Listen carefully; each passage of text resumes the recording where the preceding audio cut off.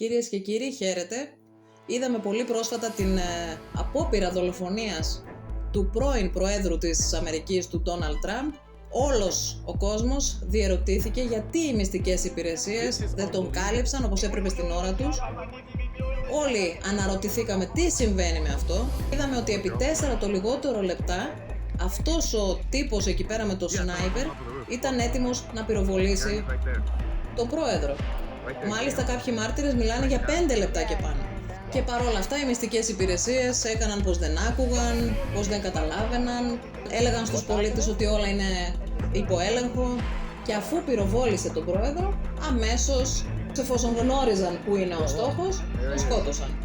Όπως συμβαίνει κάθε φορά φυσικά και ποτέ δεν υπάρχουν μάρτυρες για να πούν ποιος τους έβαλε, τι ακριβώς έγινε. Η ιστορία μας έχει δείξει ότι δεν είναι η πρώτη φορά, η ιστορία ειδικά της Αμερικής, που δολοφονούν προέδρους και μάλιστα καλούς προέδρους, και θα εξηγήσω γιατί θεωρώ τον πρώην πρόεδρο Τραμπ έναν καλό πρόεδρο για τις μέρες μας και σίγουρα δεν είναι γιατί τον συμπαθώ.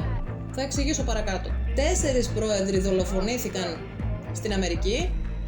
Ο πρώτος ήταν ο Αβραάμ Λίνκολν, ξεκινώντας από αυτόν, από τον 16ο πρόεδρο της Αμερικής. Έπειτα δολοφονήθηκε ο Γκάρφιλντ, ο 20ος πρόεδρος, έπειτα ο 25ος πρόεδρος, ο Μακκίνλι, και μετά από αυτόν ο 35ος, ο Κέννεντι, όπως γνωρίζουμε πιο πρόσφατα.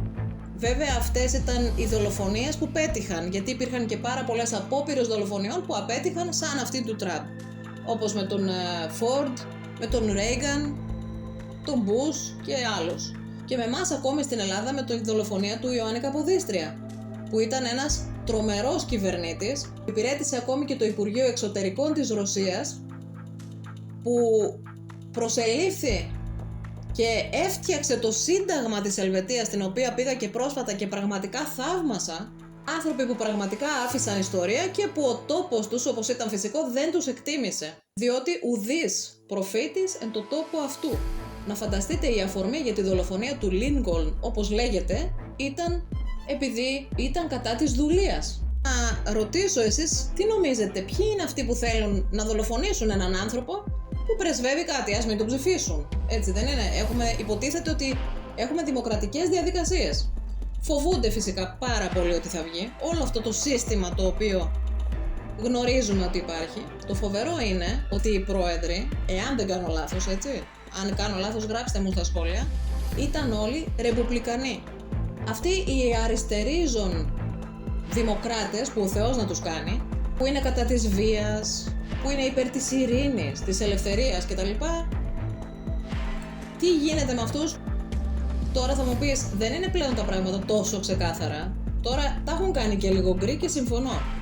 Γιατί μπορεί κάποιος να λέει ότι είναι δεξιός, αλλά όλα τα έργα του να είναι προς τα αριστερά.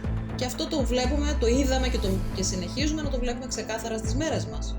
Έτσι είδαμε τις μυστικές υπηρεσίες που υποτίθεται ότι θα πρέπει να προστατεύσουν τον πρόεδρο Τραμπ, ο οποίος, σας θυμίζω ότι τους πράκτορες του τους είχε απολύσει πριν κάποιο καιρό και προσέλαβε ιδιωτική ασφάλεια για την προστασία του.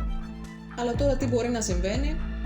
Πάντως όλος ο πλανήτης σχολιάζει ότι αυτό ήταν κάτι ανεπίτρεπτο που συνέβη και ότι είναι λίγο εξόφθαλμο το ότι πραγματικά δεν ενήργησαν όπως έπρεπε. Αυτοί πουλί στον αέρα να δουν να πετάει, το πιάνουν κατευθείαν.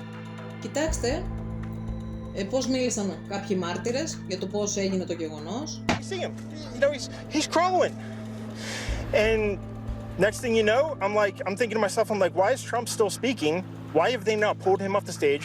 I'm standing there pointing at him for 2-3 minutes. Secret Service is looking at us from the top of the barn. I'm pointing at that roof, just standing there like this. And next thing you know, 5 shots ring out. He was up there for a couple of minutes. He was up you there. You saw him up there for a couple of minutes. Absolutely. At least 3 to 4 minutes. Το γιατί λοιπόν δεν ενέργησαν γρήγορα μας βάζει όλους σε μεγάλες υποψίες. Και γιατί τον πυροβόλησαν κατευθείαν μετά, επίσης μας βάζει σε μεγάλες υποψίες. Αλλά είτε συμπαθούμε τον πρόεδρο είτε όχι, θα πω ότι ακόμη και οι εχθροί του ομολογούν ότι κατά τη δική του προεδρία δεν υπήρξαν πόλεμοι, ότι υπήρχαν οι καλύτερες εξωτερικές σχέσεις της χώρας με άλλες χώρες, οι θέσεις του για τα παιδιά που και καλά αμφισβητούν το φύλο τους και όλα αυτά είναι πάρα πολύ, εγώ πιστεύω, σωστές, γιατί λέει ότι όλα αυτά θα τα βάλει υπό έρευνα, δεν θα αφήσει να συμβαίνουν, να κάνουν δηλαδή χημικό ευνοχισμό σε παιδάκια, που για μένα είναι το σωστό, ότι θα ψάξει με τις φαρμακοβιομηχανίες και με όλα αυτά που έχουν συμβεί με την πανδημία και την υποχρεωτικότητα, θα βάλει τις αγγελικές αρχές να ψάξουν και επίσης έχει δηλώσει ότι μόλις βγει θα σταματήσει τους πολέμους και της Ουκρανίας και του Ισραήλ, ότι έχει τους τρόπους και φυσικά εκεί πέρα παίζονται πάρα πολλά δισεκατομμύρια, για να μην πούμε 3 εκατομμύρια, με το βαθύ κράτος της Αμερικής και όλων των κρατών φυσικά που εμπλέκονται. Οπότε βλέπουμε ότι ο Ντόναλντ Τραμπ δεν τους βολεύει, τους μπαίνει στο ρουθούνι και είτε τον συμπαθείτε είτε όχι, είναι ένας άνθρωπος που στέκεται για αυτά που πιστεύει και που στέκεται ενάντια σε όλο αυτό το σύστημα σήμερα. Και τον Ούγκρο πρόεδρο προσπάθησαν να δολοφονήσουν, νομίζω έγιναν 2 απόπειρες δολοφονίας τελευταία κατά του Όρμπαν. Όλους αυτούς που αντιστέκονται στο σύστημα. Και κοιτάξτε την παράνοια κάποιων αριστερών φιλιρινιστών που θέλουν να δολοφονήσουν έναν άνθρωπο, διψούν για αίμα, γιατί είναι ρατσιστής ή γιατί, ξέρω εγώ, κατά αυτούς έχει ακραίες απόψεις. Δηλαδή, ποιος φυσιολογικός άνθρωπος θα ήθελε να δολοφονήσει έναν συνάνθρωπό του εξαιτίας των απόψεών του? Και κλαίνε επειδή φοβούνται ότι τώρα θα βγει. Αυτό που μας απέδειξε αυτό το γεγονός, μετά από αυτή την ηρωική πράξη που έκανε, που σηκώθηκε αιμόφυρτος σε αυτή την ηλικία που κόντεψε να χάσει τη ζωή του, έτσι, γιατί μιλάμε για μερικά χιλιοστά που δεν τον πέτυχε η σφαίρα, και ύψωσε τη γροθιά του και φώναξε fight, πολεμήστε δηλαδή 3 φορές. Νομίζω ότι αυτό και τους τελευταίους που αμφέβαλαν και που ήταν ταλαντευόμενοι τους έφερε στη θέση τους, νίκησε τις αρνητικές σκέψεις τους, ακόμη δηλαδή και αν δεν χωνεύουν. Είναι κάπως περίεργη η συμπεριφορά του Τραμπ, έτσι κάπως προκλητική θα λέγαμε. Εάν ο Θεός, γιατί για μένα τίποτα δεν μπορεί να γίνει εάν δεν το επιτρέψει ο Θεός, και ειδικά στη ζωή κάποιου που πιστεύει σε Αυτόν, όπως ομολογεί ο Τραμπ, γιατί είπε ότι ήταν μόνο η πρόνοια του Θεού που με έσωσε. Εάν λοιπόν ο Θεός θελήσει να ζήσει ο Τραμπ, γιατί πιστεύω ότι θα υπάρξει και άλλη απόπειρα, το λιγότερο, είναι σίγουρα ο επόμενος πρόεδρος της Αμερικής. Γιατί αυτό ήρθε και σφράγισε την νίκη του. Για να δούμε λοιπόν τις επόμενες εξελίξεις, τι πρόκειται να γίνει, και μην ξεχνάτε, συνεχίστε να πολεμάτε, μην τα παρατάτε. Σας ευχαριστώ που παρακολουθήσατε, είμαι η Μαρία Δασκαλάκη, κάνε εγγραφή για να έχουμε φωνή. This is your fault! This is your fault!